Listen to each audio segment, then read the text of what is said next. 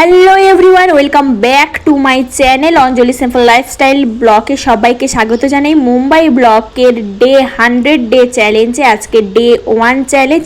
তো আজকে সকালবেলা উঠেই দেখি এরকম আজকে ওয়েদারটা দেখে ভীষণ খুশি, কারণ তোমরা সবাই জানো মুম্বাই লাগাতার বৃষ্টি হচ্ছে, অনেক জায়গায় বন্যা পর্যন্ত হয়ে গেছে। তো সকালবেলা এরকম ওয়েদার দেখে কিন্তু খুবই রিফ্রেশ লাগছিল। তো প্রথমে রুমের এর স্লাইডিংটা খুলে তারপরে ঘরের স্লাইডিংটা খুলে দিলাম। তো আমি প্রথমেই বলে দিই, আমরা কিন্তু মুম্বাইতে থাকি আর আমরা একটা সিম্পল মধ্যবিত্ত পরিবারে আমরা একটা সাধারণ জীবনযাপন করি। মুম্বাইতে থাকলেও কিন্তু আমরা সাধারণভাবেই জীবনযাপন করি। তাই দেখো সকালে উঠে ব্রাশ করে জল খেয়ে তারপরে রান্নাটা বসিয়ে দিয়েছি। তো রান্নাটা বসিয়ে দিয়েছি, আমাদের কিন্তু এভাবে বেশি করেই ভাত হয়, তো ভাত ডাল বসিয়ে দিয়েছি। তো আজকে ছিল নিরামিষ ডে, তাই আজকে কোনো কিছুই মাছ মাংস ডিম কোনো কিছুই হবে না, আজকে সম্পূর্ণ নিরামিষ। তো নিরামিষে আমি বেশি ডাল বা চচ্চড়ি লটপটি এরকম টাইপের কিছু সবজি করি, যাতে কোনো মাছ কোনো পেঁয়াজ মশলা ছাড়া যেটা ভালোভাবে রান্না হয়ে যায়। তো সকাল সকাল রান্নাটা বসিয়ে দিয়েছি।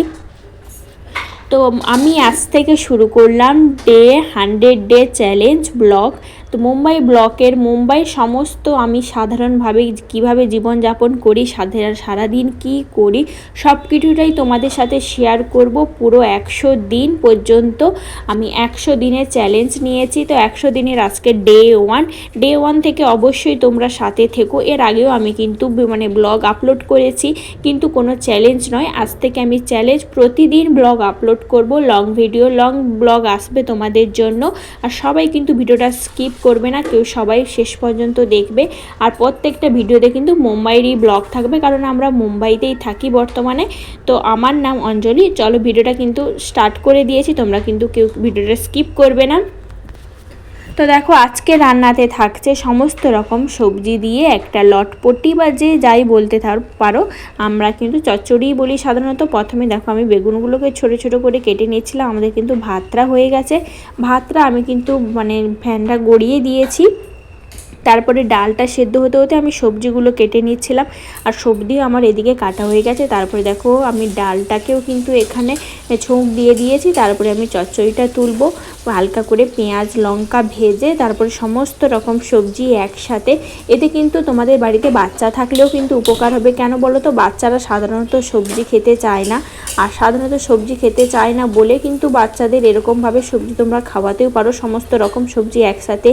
তা দেখো এখানে কত রকম সবজি আছে, বেগুন আছে, আলু আছে, তারপরে বরবটি দিয়েছি, কুঁদরি দিয়েছি, ভেন্ডি আছে, সমস্ত রকম সবজি একসাথে আছে। তাছাড়াও রয়েছে বাঁধাকপি দিয়েছি, বাঁধাকপি অল্প পরিমাণে দিয়েছি, জলে ভিজিয়ে রেখেছি। তো সমস্ত রকম সবজি একসাথে দিয়ে এটা একটা ছোঁক দিয়ে দিলাম। তো দেখো, তো এইভাবে তোমরা কিন্তু রান্নাটা করতে পারো। আজকে কিন্তু সিম্পল রান্না, আজকে কোনো মাছ মাংস নেই। তো আজকে সাধারণত ডাল আর আমাদের চচ্চড়ি হচ্ছে। আর মুম্বাইতে তোমাদের একটা কথা বলে রাখি, প্রতিদিন চাইলেও কিন্তু আমরা 3-4টা সবজি রান্না করে খেতে পারবো না, কারণ প্রথমেই বলেছি তোমাদের আমরা একদম মধ্যবিত্ত ফ্যামিলি। আর দেখো এখানে প্রতিটা সবজির দাম এত পরিমাণে বেশি, অনেক জায়গায় কম, কিন্তু আমরা যে এরিয়াতে থাকি সেই এরিয়াতে সবজির পরিমাণ আর মুম্বাই তুলনায় কিন্তু অনেকটাই বেশি। এখানে একটা নতুন শহর গড়ে উঠছে। তো এখানে অন্য জায়গার তুলনায় সব কিছু জিনিসের দামটা অত্যাধিক বেশি। সমস্ত রকম সবজি এখানে 250 গ্রাম ছাড়া কেউ নিতে পারবে না, কারণ সাধারণত আমাদের এখানে ফ্রেশ সবজি তো পাওয়া যায় না। আর 2-3 দিনের সবজিও একসাথে নিয়ে আমরা রাখতে পারি না, কারণ নষ্ট হয়ে যাবে। আমাদের এখানে ফ্রিজও নেই, যাদের ফ্রিজ আছে তারা একসাথে নিয়ে নেয়, কিন্তু আমাদের ফ্রিজ নেই, যেহেতু 1 দিনের বা 2 দিনের সবজি আমরা নেই। তাই আমরা কম করে, যেমন 250 গ্রাম সবজি আমরা সাধারণত বেশিরভাগ নিয়ে থাকি, যাতে 1 দিন বা 2 দিনের জন্য হয়ে যায়। দেখো 250 গ্রাম সবজি এখানে তোমরা নিতে গেলেই কিন্তু তোমাদের 20 টাকা দিয়ে দিতে হবে। 250 গ্রাম 20 তোমাদের 80 টাকা 90 টাকা। প্রত্যেকটা সবজির দাম কিন্তু 80 টাকা 90 টাকা করে। তাছাড়া আমাকে অনেক ভোরে উঠে রান্নাটা করতে হয়। তোমাদের দাদাভাই যেহেতু সকাল সকাল খেয়ে যায় 10টার আগে বা 9:30 10টার আগে, আমাকে কিন্তু রান্নাটা কমপ্লিট করতে হয়। তার জন্য সকাল টাইমটা আমি কিন্তু 2টোর বেশি 3টে রান্না করতে পারি না। তো ডাল করলে কোনো দিন 2টো করি, না হলে ঝোল করলে কোনো দিন একটাই করি। তো 2-3 2-3টে রান্না চাইলেও করতে পারি না, আর এখানে সবজিরও এত পরিমাণ দাম, চেষ্টা করি রাতের দিকে 2-3টে রান্না করার জন্য। তো সেখানে টাইম নিয়েও খাওয়া যায়, কিন্তু সকালবেলা ভোরবেলা তাড়াতাড়ি ঝটপট করে রান্না করে মেয়ের জন্য টিফিন করে তারপর নিজের খাওয়া দাওয়া, মেয়েকে পড়ানো, অনেক কিছুই কাজ থাকে। তো তাই জন্য সকালবেলাটা বেশি রান্না করতে পারি না। দেখো রান্নাটা সেদিকে বসিয়ে দিয়ে এসেছি। তো তোমাদের প্রথমেই বলেছি আমরা সাধারণভাবে জীবনযাপন করি। মুম্বাইতে থাকলে কিন্তু আমাদের এত হাইফাই আমরা জীবনযাপন করি না। তো দেখো প্রথমে রুমটাকে ঝাড় দিয়ে তারপরে চলে এলাম হলে ঝাঁট দিতে। তো দেখো এই হলে প্রথমে এখানে তোমাদের দাদাভাইয়ের মোবাইলটা চার্জে বসানো আছে। দেখো প্রত্যেক দিন আমাদের সঙ্গে তর্ক লেগে যায়। তো আমি ঝাঁট দেওয়ার সময় তো তাদের দাদাভাই বলবে আমার মোবাইলটা নিশ্চয়ই হলিয়ে দিয়েছে, চার্জ ঘলে গেছে। তো এই দিন আমাদের কিন্তু খুনছুটি লেগেই থাকে। তো যাই হোক, দেখো তোমাদের সাথে কথা বলতে বলতে আমার ঝাঁট দেওয়াটাও কিন্তু অনেকটাই হয়ে গেছে। তারপরে দেখো মেয়েকে খাওয়াতে চলে এসেছি। তার অবস্থাটা দেখো। তো দেখো মাথাটা একটু একটু গুছিয়ে দিলাম, কারণ ও ঘুম থেকে উঠেছিল, ব্রাশ করে এসছে। তারপরে দেখো ওকে কিন্তু খাওয়াতে বসেছি।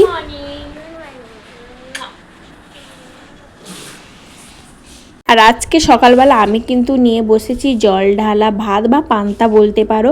তো আমি তোমাদের প্রথমে বলেছি আমি সাধারণভাবে জীবনযাপন করতে কিন্তু বেশি পছন্দ করি, আর আমি যেভাবেই জীবনযাপন করি সেটাই তোমাদের সাথে তুলে ধরবো।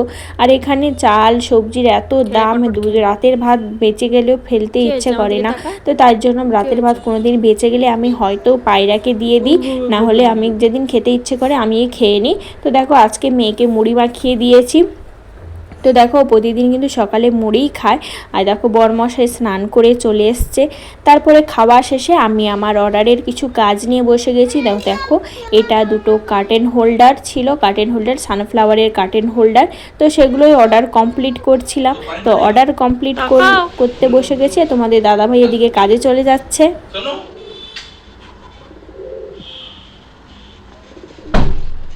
অর্ডার শেষ করে মামামকে খেয়ে তাকে পরিয়ে তারপরে চলে এসেছি। দেখো রান্নাঘরটা একটু পরিষ্কার করে দিলাম, কিছু বাসন ছিল পরিষ্কার করে ধুয়ে ফেলেছি, রান্নাঘরটাও পরিষ্কার করে দিলাম। তারপরে দেখি রান্নাঘর পরিষ্কার করতে করতে দেখি এদিকে বৃষ্টি চলে এসছে। তো মুম্বাইতে বর্ষাকাল মানেই তোমাদের এক বিন্দু বৃষ্টি থামে না। তারপরে আমিও চলে গেলাম স্নানে। তো স্নানটা সেরেই তারপরে মা মেয়ে দুজন মিলে খাওয়া দাওয়া করব। বসে গেছি আজকের খাওয়া দাওয়া নিয়ে। তো দেখো তোমাদের তো প্রথমেই দেখিয়েছি আজকে কী রান্না হয়েছে। তারপর একটু স্যালাডও কেটে নিয়েছি। বিকেলবেলা ঘুম থেকে উঠেই কিন্তু বরমশাইয়ের আবদার, তো ভুট্টা খাবে। তো ভুট্টা আগের দিনে ভুট্টা ছিল। আর মেয়ে দেখো আমি এদিকে ভুট্টা ছাড়াচ্ছি, মেয়ে কিন্তু এদিকে আমাদের পাউডার দুধের প্যাকেট নিয়ে বসে দাঁড়িয়ে দাঁড়িয়ে খাচ্ছে। ও আর ওর তোমাদের দাদাভাই দুজনের খুবই প্রিয় পাউডার দুধের যে প্যাকেটগুলো ছোটো ছোটো পাওয়া যায় 10 টাকারগুলো, সেগুলো কিন্তু এগুলো তো দাদাভাই এনে রেখেছিল, আর মেয়ের কোথায় দেখে ফেলেছে সেই নিয়ে বসে পড়েছে দেখো। আর আমি এদিকে ভুট্টা ছাড়াচ্ছি। এদিকে তাকাও, কি বানাচ্ছ গো?